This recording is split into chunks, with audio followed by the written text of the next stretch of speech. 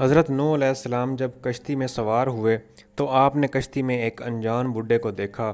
آپ نے اسے پہچان لیا کہ یہ شیطان ہے، اور آپ نے اس سے فرمایا کہ تم یہاں کیوں آئے ہو؟ اس نے جواب دیا، میں تمہارے یاروں کے دلوں پر قابو پانے کو آیا ہوں، تاکہ ان کے دل میرے ساتھ ہوں اور جسم تمہارے ساتھ ہوں۔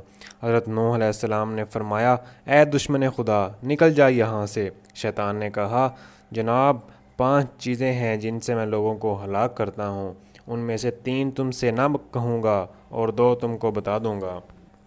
اسی وقت حضرت نوح علیہ السلام کو وحی ہوئی کہ اس سے کہو کہ 3 کی مجھے حاجت نہیں اور 2 بیان کرو۔ شیطان نے کہا کہ مجھے 2 چیزیں بیان کرو۔